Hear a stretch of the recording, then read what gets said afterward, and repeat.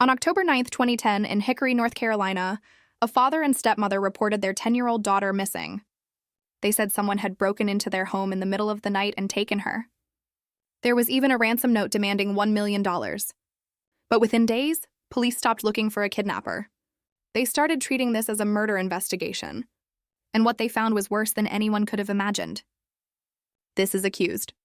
I'm diving into the case of Zahra Baker, a little girl who survived cancer, lost her leg, and fought through more pain than most adults ever face. But the real danger wasn't the disease. It was the people who were supposed to protect her. Zahra Claire Baker was born on November 16, 1999, in Wagga Wagga, New South Wales, Australia. Her parents were Emily Dietrich and Adam Baker.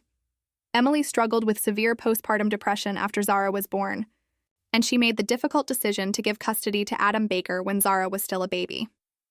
Emily hadn't seen her daughter since Zahra was 8 months old. Adam took Zahra and moved in with his parents in Queensland, where he raised her with the help of his family. When Zahra was just 5 years old, she was diagnosed with bone cancer. The cancer was aggressive. Doctors discovered it had spread to her lungs. To save her life, they had to amputate her left leg above the knee. She was fitted with a prosthetic leg so she could walk. The chemotherapy she received to fight the tumors in her lungs caused partial hearing loss, specifically of high-frequency sounds. She had difficulty hearing sounds like S and F. She needed hearing aids to help her navigate the world. Despite all of this, people who knew Zahra in Australia described her as a happy, brave, and outgoing child. She had friends. She went to school. She was a fighter who didn't let her disabilities define her. But in 2008, when Zahra was about 8 years old, everything changed. Adam Baker met a woman online named Elisa Fairchild. She was an American living in North Carolina. They started a relationship over the internet, and eventually Adam decided to marry her. He made the choice to move from Australia to the United States with Zahra to start a new life with his new wife. Friends and family back in Australia were concerned, but Adam was convinced this was the right move. He packed up his life, took his daughter, and moved halfway around the world to be with a woman he barely knew. After they arrived in Hickory, North Carolina, and settled into their new life, something very disturbing started happening. Zahra started disappearing from view. Neighbors would later say they almost never saw her. She wasn't outside playing like other kids in the neighborhood. She wasn't at the bus stop in the mornings. She didn't ride bikes or run around the yard. One neighbor told reporters they didn't even know a child lived in that house until after Zahra went missing. Friends and family back in Australia who used to talk to Zahra regularly stopped hearing from her. Phone calls stopped. Messages went unanswered. It was like she had vanished. Zahra was enrolled in public school when she first arrived in North Carolina, but she was withdrawn at the end of a school term after allegations of child abuse surfaced. Her parents told school officials they were going to homeschool her, but it's unknown if she was ever actually homeschooled. It's suspected that Zahra was taken out of public school specifically because reports of child abuse had been made to the school, and those reports implicated Elisa. Taking her out of school meant Zahra had even less contact with the outside world. She had no teachers watching out for her, no counselors checking in, no mandatory reporters who might notice bruises or signs of neglect. Several former neighbors came forward after Zahra went missing to say they had witnessed abuse. They claimed Zahra was repeatedly physically abused by her stepmother, Elisa Baker. One neighbor described seeing Elisa treat Zahra cruelly. Another said they heard yelling and screaming coming from the house. Court documents would later cite that Elisa Baker had a history of physical, verbal, and psychological abuse of the child. But at the time, no one called the police. No one intervened in a way that could have saved her. In July 2010, just months before Zahra was reported missing, Caldwell County Social Services received a report about the Baker family on July 12th. They attempted to visit the home but found no one there. A neighbor told them the family had moved to Catawba County. The case was transferred to Catawba County Social Services, and a social worker made an unannounced visit to the Baker home on July 13, 2010. But nothing came of it. Zahra remained in that house. Then came the morning of October 9, 2010. At around 5:30 in the morning, Elisa Baker called 911 to report a fire in the back of the family residence. Police and firefighters arrived to find a small fire that had been set near a woodpile. They also noticed the smell of gasoline. While investigating the fire, the family told police about something even more alarming. They said they had found a ransom note. The note demanded $1 million and threatened Zahra's safety. It was written in a way that made it sound like someone had kidnapped her. But the timeline was confusing. Adam Baker later told police that he had last seen Zahra sleeping in her bedroom at 2:30 that morning. He said when he woke up later, she was gone. Why had they called about a fire first and not immediately reported a missing child? Police started asking questions. The story wasn't adding up. By that afternoon, around 2 o'clock, police officially took a missing persons report for Zahra Baker. They issued an Amber Alert. Search teams started combing the area. The community rallied. People were desperate to find this little girl. But investigators were already suspicious. Within hours, they started questioning Adam and Elisa more intensely about the ransom note and the timeline. The very next day, October 10th, police admitted something to the media. Adam Baker had confessed that the ransom note was fake. He said Elisa had written it, though he couldn't explain why. This admission changed everything. If the ransom note was fake, then there was no kidnapper. If there was no kidnapper, then what happened to Zahra? Police brought in search and rescue dogs. These are specially trained dogs that can detect the scent of human remains. The dogs alerted to something inside the Baker home. They also alerted to the family's vehicles. That meant the dogs smelled death.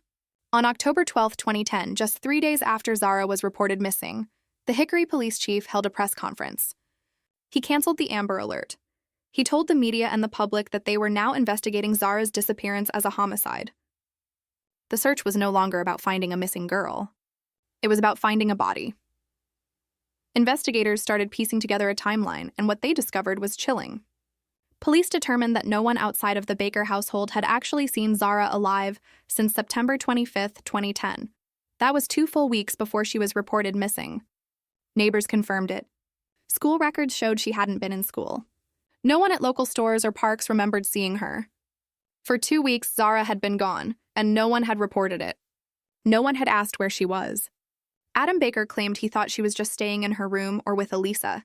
He said he worked long hours and didn't always see her.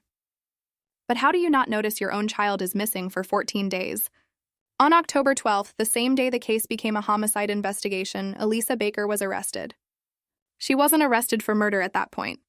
She was arrested on unrelated charges, including writing bad checks and other fraud offenses. But police made it clear she was a person of interest in Zahra's disappearance. They searched the Baker home top to bottom. They took apart the house. They searched the cars. They dug up the yard. They were looking for evidence of what happened to Zahra. Then the searches expanded. Police started looking through woods, fields, abandoned properties, and rural areas around Hickory and the surrounding counties. They focused on places connected to Elisa Baker.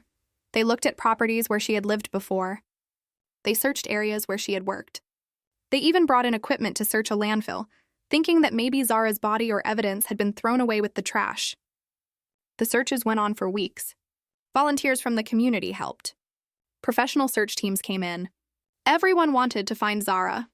On October 26, 2010, 17 days after Zahra was reported missing, searchers made a heartbreaking discovery. In a brushy area off a road in Caldwell County, they found a prosthetic leg. It was lying in the woods, partially hidden by leaves and branches. Police were able to match the serial number on that prosthetic leg to Zahra's medical records from Australia. It was hers. That prosthetic leg was the one she had worn every day. Finding it there, discarded like trash, told investigators that Zahra was almost certainly dead. It also told them that whoever killed her had tried to hide evidence by scattering it across multiple locations. The searches continued. On November 3, 2010, searchers found human remains at a location in Caldwell County. Then on November 10th, they found more remains at a different site, also in Caldwell County. Police announced on November 12th that at least some of those remains had been positively identified as belonging to Zahra Baker through forensic testing. They had found human remains that were positively identified as belonging to Zahra Baker. It was clear that the body had been deliberately scattered across multiple sites. Police also recovered other evidence during their searches, consistent with an attempt to destroy and dispose of Zahra's remains. They found trash bags and other materials consistent with someone trying to dispose of remains. Everything pointed to a calculated effort to destroy evidence and make it impossible to determine exactly how Zahra had died. Around this time, Elisa Baker started talking to police through her attorney. According to search warrants and court documents, Elisa Baker admitted to police that after Zahra died, she acted to conceal the crime. She admitted to disposing of Zahra's remains, stating that she wrapped them in a comforter and car cover and drove to different locations around Hickory and Caldwell County to dump them in wooded areas, hoping they would never be found. This was a planned, cold, and calculated effort to destroy evidence. If you're feeling sick right now, you're not alone. Subscribe to Accused so you never miss when we expose the monsters hiding in plain sight. Because someone needs to say their names. Now let's talk about who Elisa Baker really was, because this woman had a past. Before she ever met Adam Baker, Elisa had a criminal record. She had been arrested multiple times for writing bad checks. She had theft charges. She even had an arson charge in her background. She wasn't some innocent person who just snapped one day. She had a history of breaking the law and lying to cover her tracks. When police dug deeper, they found out even more disturbing things. Elisa Baker was using drugs. She was also lying to Adam Baker about major parts of her life. It turned out that when she married Adam, she was still legally married to someone else. Their marriage wasn't even valid. She had committed bigamy. She lied about her past. She lied about her identity. And she lied about what she had done to Zahra. Prosecutors believed that Elisa Baker had been abusing Zahra for a long time before she killed her. Court documents later listed 5 aggravating circumstances in the case. They included that Elisa Baker had a history of physical, verbal, and psychological abuse of the child. She had secreted the child from her family, both before and after the crime. And she desecrated Zahra's body to hinder the murder investigation and prosecution. The abuse wasn't just physical beatings. It was isolation.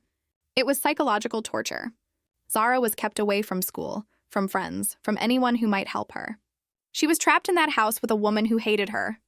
Here's the major problem prosecutors faced. Because Zahra's body had been dismembered and scattered, and because the remains were so badly decomposed by the time they were found, the medical examiner couldn't determine a cause of death. There were no obvious fractures to the bones that were recovered. There was no soft tissue left to test for toxins or injuries. The medical examiner couldn't say if Zahra died from being beaten, from being strangled, from being poisoned, or from something else. That missing piece of information created a huge legal problem. In a murder trial, the prosecution has to prove not just that someone died, but how they died. Without a cause of death, Elisa Baker's defense attorneys could argue that there wasn't enough evidence to convict her of first-degree murder. Prosecutors were stuck. They knew Elisa Baker killed Zahra. The evidence was overwhelming. She admitted to dismembering the body. She admitted to dumping the remains. The timeline showed Zahra died while in her care. But proving first-degree murder beyond a reasonable doubt in front of a jury was going to be difficult without a cause of death. There was also the risk that if they went to trial and lost, Elisa Baker could walk free. Or she might only be convicted of a lesser charge and get a lighter sentence. Prosecutors had to make a choice. In February 2011, Elisa Baker was indicted for second-degree murder. The indictment stated that she killed Zahra and acted alone. Adam Baker was not charged with the murder. In the months that followed, prosecutors and Elisa Baker's defense team negotiated. Eventually, they reached a plea deal. On September 15, 2011, Elisa Baker stood in a courtroom in North Carolina and pleaded guilty. She pleaded guilty to second-degree murder. She pleaded guilty to obstruction of justice. She pleaded guilty to bigamy for being married to 2 men at the same time. She also pleaded guilty to several counts of fraud, identity theft, and writing bad checks. As part of the plea agreement, she was required to tell investigators what happened to Zahra. She admitted that Zahra had died about 2 weeks before she was reported missing, which matched the timeline police had already established. She admitted to destroying Zahra's body to prevent its identification. She admitted to putting the remains in trash bags and dumping them in different locations. But she never revealed the locations of all of Zahra's missing remains. And because it was a plea deal and not a trial, she didn't have to take the witness stand and answer detailed questions about exactly what she did to that little girl. The judge sentenced Elisa Baker to a minimum of 14 years and a maximum of 18 years in prison on the second-degree murder charge. With the additional sentences for the other crimes running at the same time, her total sentence came out to around 18 years. Later, she was also convicted on federal drug charges and received additional time. With all of her sentences combined, she's expected to serve more than 2 decades in prison. But many people felt that wasn't enough. 18 years for torturing, murdering, and dismembering a disabled 10-year-old child felt like a slap on the wrist. Elisa Baker could be released from prison while she's still in her 50s. She could have decades of life left after she gets out. So where was Adam Baker in all of this? That's the question that haunted everyone who followed this case. Adam Baker was Zahra's father. He was supposed to protect her. How did he not know what was happening? How did he not see the abuse? How did he not notice his daughter was missing for 2 weeks? Adam Baker was never charged with Zahra's murder. Police and prosecutors said they didn't have evidence that he participated in killing her or dismembering her body. Adam claimed he didn't know what Elisa had done. He said he worked long hours and wasn't home much. He said he trusted his wife and assumed Zahra was being cared for. He said Elisa told him Zahra was sleeping or was in her room and he believed her. But the public didn't buy it. How do you not check on your own child? How do you not insist on seeing her for 2 full weeks? How do you not ask questions when your daughter, who survived cancer and uses a prosthetic leg, suddenly isn't around? Adam Baker was charged with several crimes, but none of them were related to Zahra's death. He was charged with obstruction of justice for his role in the fake ransom note. He was also charged with identity theft and fraud related to other matters. He eventually pleaded guilty to assault in a separate case. Because his marriage to Elisa turned out to be invalid due to her bigamy, his visa status in the United States was also invalid. He faced deportation back to Australia. At Elisa Baker's sentencing hearing, Adam Baker was allowed to read a statement in court. He directed his anger at Elisa. He said she had taken everything from him. He said she had destroyed his life. But he never explained why he didn't protect Zahra. He never explained why he didn't notice she was gone. He never took responsibility for failing his daughter. The judge and the prosecutors didn't have enough evidence to charge him with the murder, but many people believed he was at least guilty of neglect. He may not have killed Zahra himself, but he allowed her to stay in a situation where she was being abused, and he didn't act when she disappeared. In 2012, Adam Baker was deported back to Australia. He took some of Zahra's remains with him so she could be buried in her home country. As far as public records show, he was never charged with any crime related to Zahra's death. He returned to Australia and disappeared from public view. Zahra's biological mother, Emily Dietrich, who lived in Wagga Wagga, Australia, didn't even know Adam had taken Zahra to the United States. When she found out Zahra was missing, she was devastated. She flew to North Carolina and visited the memorial that had been set up for Zahra. She spoke to the media and said she hoped Adam wasn't involved in Zahra's death. But she couldn't understand how he had let this happen. Emily had given up custody because of her postpartum depression, but she never stopped being Zahra's mother. She later fought to have Zahra's remains returned to her so she could give her daughter a proper burial. The community in Hickory, North Carolina was shattered by this case. Vigils were held for Zahra. People who had never met her came out to light candles, lay flowers, and say prayers. They were heartbroken that this little girl, who had already been through so much, had died in such a horrible way. There was anger, too. People were angry at Elisa Baker for what she did. They were angry at Adam Baker for not protecting his daughter. They were angry at the system that failed to save Zahra even though there had been warning signs. There was talk after the case about creating new laws to better protect children. Some people wanted to push for legislation that would be called Zahra's Law. The idea was to make it harder for parents to hide abused children by pulling them out of school and claiming to homeschool them. The goal was to require more oversight and check-ins for homeschooled children, especially if there had been prior reports of abuse. It's unclear if any such legislation was ever actually passed, but the conversation happened. People wanted something good to come out of this tragedy. They wanted Zahra's death to mean something. The case also raised serious questions about child protective services and how the system failed Zahra. Social services had received a report about the Baker family in July 2010, just a few months before Zahra was killed. A social worker visited the home and saw Zahra, but apparently didn't see anything alarming enough to remove her from the home or open a full investigation. Looking back, that visit might have been the last chance to save Zahra's life. If the social worker had dug deeper, if they had asked more questions, if they had been more suspicious, maybe Zahra would have been taken out of that house. But they didn't, and Zahra stayed there until it was too late. In April 2012, more than a year after Zahra's remains were first discovered, someone found a human skull in the woods in the same area where other parts of Zahra's body had been located. It took until February 2013 for police to confirm through forensic testing that the skull belonged to Zahra Baker. It was one of the last pieces of her that was ever found. Elisa Baker had never told authorities where she had hidden the skull, and it had taken all that time for someone to stumble across it. Even in death, Zahra wasn't allowed dignity. Her body had been treated like garbage and scattered. Here's what we know for certain from the evidence and the court case. Zahra Baker died sometime in late September 2010, most likely around September 25th, when she was last seen alive by anyone outside the family. Elisa Baker killed her. We don't know exactly how. It could have been a beating. It could have been something else. But Elisa was responsible. After Zahra died, Elisa intentionally destroyed her body and concealed the remains. She put the body parts into trash bags and then into a comforter and a car cover. She drove to multiple locations in Caldwell County and dumped the bags in wooded areas. She then waited about 2 weeks before reporting Zahra missing. When police started asking questions, she staged a fake ransom note to make it look like a kidnapping. When that didn't work and police started searching, she continued to lie and tried to cover her tracks. Eventually, when the evidence became overwhelming, she admitted to dismembering the body and took a plea deal to avoid a first-degree murder trial. What we don't know is just as important. We don't know exactly how Zahra died because the medical examiner couldn't determine a cause of death from the decomposed remains. We don't know if it was a single violent act or the result of prolonged abuse that finally killed her. We don't know the full extent of what Zahra suffered in the weeks, months, and years leading up to her death, though we know it was bad.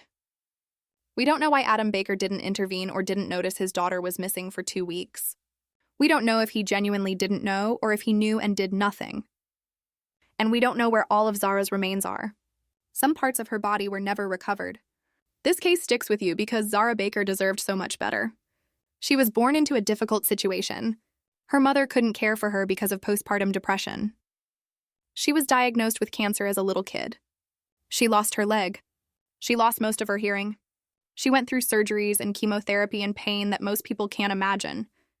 But she survived all of that. She was tough. She was brave. She kept going. And then her father moved her to a foreign country to live with a woman who would eventually kill her. Everything Zahra survived, all the medical battles she won, all the strength she showed, meant nothing in the end because the people who were supposed to love her failed her. Zahra Baker would have turned 26 years old in November of this year if she had lived. She could have been a young woman now, living her life, maybe with a family of her own. Instead, she's been gone for almost 15 years. Elisa Baker, the woman who killed her, is still in prison, but her release date is getting closer. Depending on how her federal and state sentences are calculated, she could potentially be released within the next several years. There's a real possibility that the woman who murdered and dismembered a 10-year-old disabled child could walk free while she's still relatively young. If there's anything we should take away from Zahra's case, it's that we have to pay attention to the children around us. If you know a child who suddenly stops going to school, who you never see anymore, who seems to have disappeared from view, say something. Call the school. Call the police. Call Child Protective Services. Be annoying about it if you have to. Make them check. Because Zahra's neighbors noticed something was wrong. People saw that she wasn't around. But no one pushed hard enough to find out why until it was too late. Child abuse happens behind closed doors. It happens in homes that look normal from the outside. It happens to children whose parents seem nice in public. The only way to stop it is for people on the outside to care enough to get involved. Teachers, neighbors, family members, store clerks, anyone who interacts with children has a responsibility to watch for signs of abuse and neglect. Bruises that don't make sense. A child who seems afraid of their parents. A child who suddenly stops showing up places. A child who seems withdrawn or scared. These are warning signs, and they should never be ignored. Zahra Baker fought to live every single day of her short life. She survived things that would have broken most people. The least we can do is remember her name, tell her story, and make sure no other child becomes invisible the way she did. I'm bringing you the stories that demand justice on accused.